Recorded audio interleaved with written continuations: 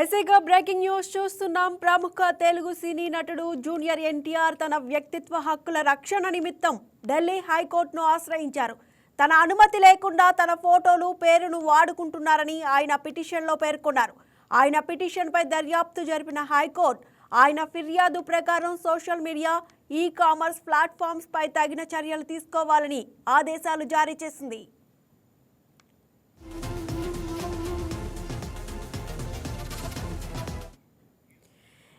ఇక తనకు పర్మిషన్ లేకుండా కొన్ని social media platforms, e commerce సంస్థలు తన ఫోటోలను అనధికారికంగా ఉపయోగిస్తున్నారని, తద్వారా తన వ్యక్తిగత హక్కులు ఉల్లంఘించబడుతున్నాయని జూనియర్ ఎన్టీఆర్ పిటిషన్లో పేర్కొన్నారు.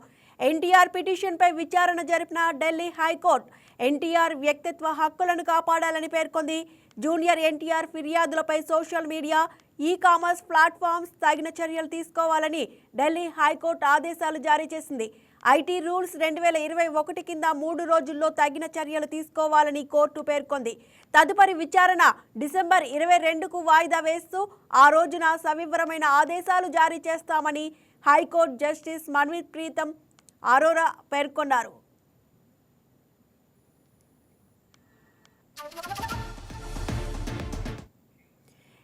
ఇదే అంశానికి సంబంధించి మరింత సమాచారాన్ని మా కరెస్పాండెంట్ హర్షిత అందిస్తారు.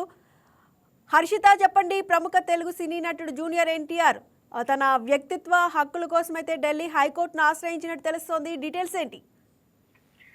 రైట్ సుష్మా, ఏదైతే ఇప్పుడు జూనియర్ ఎన్టీఆర్ సినీ నటుడు తన వ్యక్తిత్వ హక్కుల కోసం అయితే రక్షణ నిమిత్తం హైకోర్టును ఆశ్రయించారు. ఇప్పటి వరకు అయితే గతంలో చూసుకుంటే నాగార్జున కానీ, చిరంజీవి కానీ, అలాగే అభిషేక్ బచ్చన్, ఐశ్వర్య రాయ్ కూడా వాళ్ళ సొంత హక్కులు ఏదైతే వాళ్ళ నేమ్స్ ని, వాళ్ళ స్టార్డమ్ ని యూజ్ చేసుకొని కొన్ని ప్రమోషన్స్ కింద అయితే సోషల్ మీడియా ప్లాట్ఫామ్స్ లో కానీ, ఈ కామర్స్ సంస్థల్లో అయితే వాళ్ళని మిస్యూజ్ చేస్తున్నారని అయితే ఆరోపణలు చేశారు.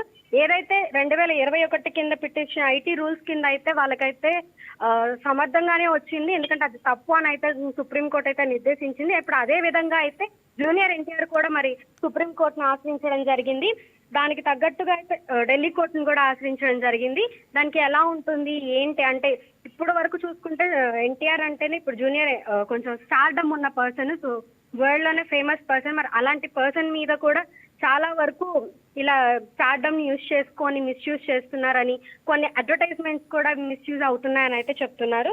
సో వాటన్నిటికీ విరుద్ధంగా అయితే ఎన్టీఆర్ ఈరోజు పిటిషన్ వేయడం జరిగింది. మరి ఇప్పటి వరకు చూసుకుంటే డిసెంబర్ 22కి అయితే ఈ పిటిషన్ అనేది వాయిదా వేసింది. మరి 22 చూడాలి ఎలా విచారణకు వస్తుంది ఏంటి అనేది.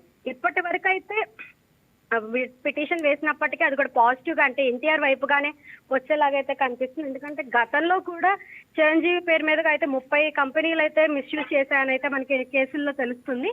సో దాన్ని బేస్ చేసుకొని కూడా ఇప్పుడు ఇదైతే మనకి 22కి అయితే వాయిదా వేశారు. కాబట్టి ఆ వాయిదా రోజున మనకి ఎలాంటి విచారణ వస్తుంది అనేది వేచి చూడాలి సుష్మా. హర్షిత, అయితే జూనియర్ ఎన్టీఆర్ తన పిటిషన్లో ఎన్ని సోషల్ మీడియా ప్లాట్ఫామ్స్, ఏమైనా ఎవరెవరిపై పేర్కొన్నారనేది ఏదైనా డీటెయిల్స్ ఉన్నాయా? ప్రస్తుతానికైతే ఆయన చెప్పడం కూడా ఏమంటే, ఇప్పటికీ ఏమేం ద్వారా ప్లాట్ఫామ్స్ లో ఆయన మీద మిస్యూజ్ చేశారని అయితే ఇంకా బయటకు రాలేదు. సమాచారం అయితే రావాల్సింది సుష్మా. ఇప్పటికీ వేసిన వాటిపై అయితే విచారిస్తున్నారని అయితే తెలుస్తుంది Sushma. Right, thank you Harshita. ఈ వీడియో మీకు నచ్చినట్లయితే లైక్ కొట్టి షేర్ చేసి మా వైకే టీవీ ఛానల్ని సబ్స్క్రైబ్ చేయండి.